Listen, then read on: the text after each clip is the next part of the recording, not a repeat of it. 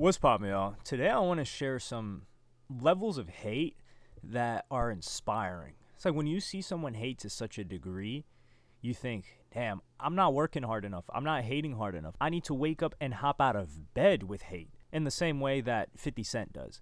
Because 50 Cent, the recent news is 50 Cent got a deal, sold his Diddy documentary to Netflix.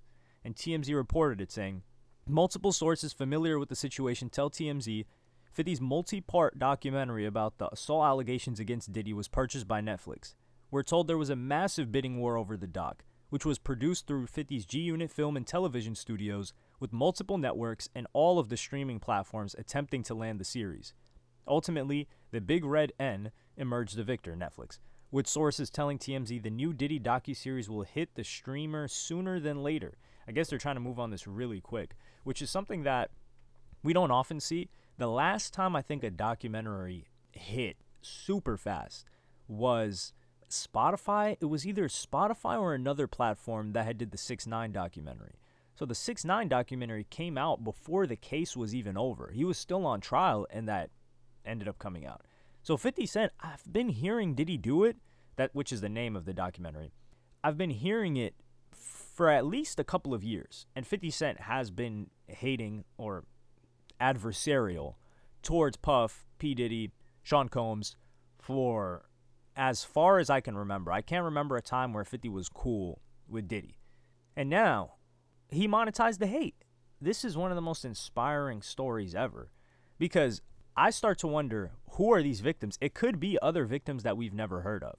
Because think about it. If these people were in lawsuits with Diddy and they were trying to get money like we're seeing from these other people, the ones after Cassie, is it likely that they would have also hopped on the documentary? Possibly. But if he was doing this years before, which it had to take some time to actually film all of this and do the logistics and all of that, I don't think it could have been done in the past couple of months. So this had to be prepped. So we might see a tear of new victims that we had never heard before. Probably not Cassie, because she can't talk about anything.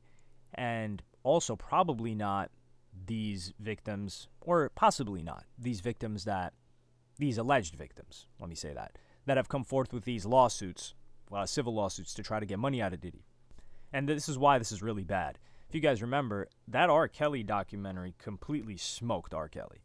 If you think about it right now and say, yo, why is R. Kelly in prison? You can't think of a reason. You can't think of the charges. Like, sure, they were saying, oh, yeah, he had a bunch of girlfriends living with him. All the ones that were living with him were overage, and they said they wanted to be there. So it was kind of like you were thinking, where's the crime? I don't really know what crime R. Kelly got convicted for or got sent to prison for. It felt like, and I know you guys probably have the same sentiment, this R. Kelly documentary came out, it did the rounds, it did numbers, and it had a crazy shockwave on the industry. And I think that, not the industry, but I think the sentiment just came to, okay, we need to put this guy in jail. And then they tried to accumulate reasons for why they should put him in jail and charges to do so. And that's how he ended up in jail. With Diddy, they have already been saying that there's potentially a indictment coming in the next month or within the next 30 days, which is something he should be concerned about. But if we see another series of alleged victims on a documentary, no less, which is meant to charge people's emotions, and let's say we have 4 to 5 other people, we're looking at it like, damn, Diddy was terrorizing these streets.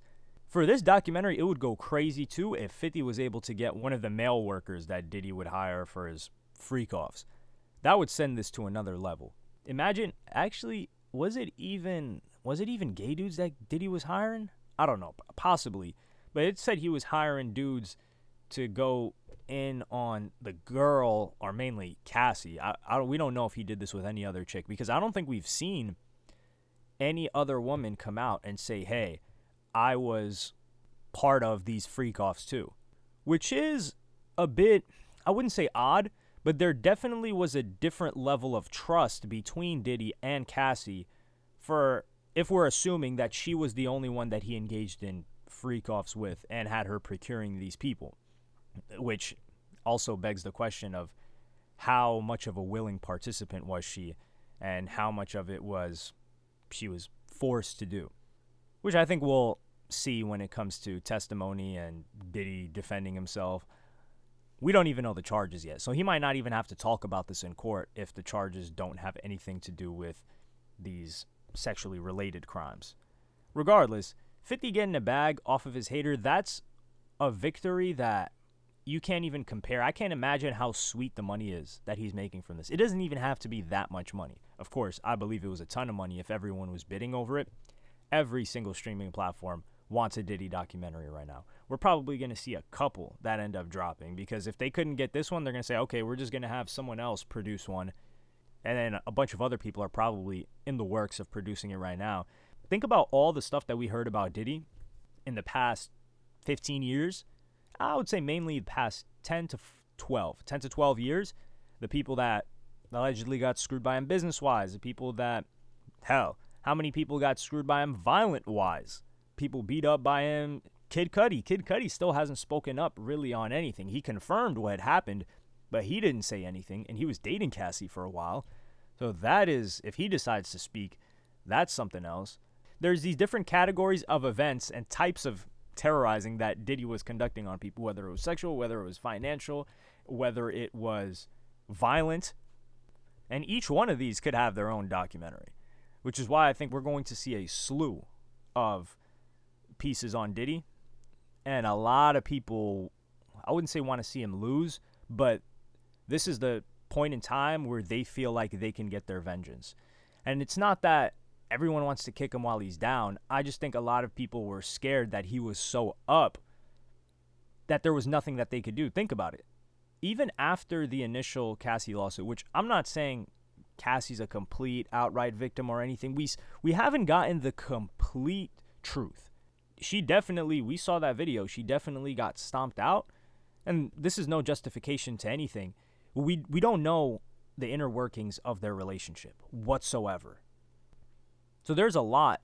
Like, for example, there was accusations made that Cassie was terrorizing Kim Porter and flexing on her and seeing her get beat up and kind of trying to make it seem like, hey, I'm better than you. Diddy likes me more than you. I wouldn't say that's normal behavior, although it does happen very frequently.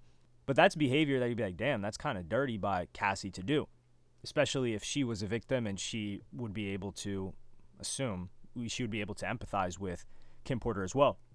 This trial, if, the trial ends up panning out for Diddy, not the civil, any criminal cases, really kind of circles back to my point where I was saying, we've been getting more trials, classic trials, than albums. And it seems like there's a certain level of fatigue that we're experiencing, like we did with the YSL trial, YNW Melly trial. We kind of didn't really get outcomes for the YNW Melly one. It was like a hung jury, and then they have to go to trial again. It's like, okay, are we even going to pay attention to this? But with Diddy, all eyes are on this. So let me know what you guys think in the comments. Like, subscribe, and hit the notification bell if you enjoyed. Follow me on Twitter and Instagram. Thank you for watching. Peace.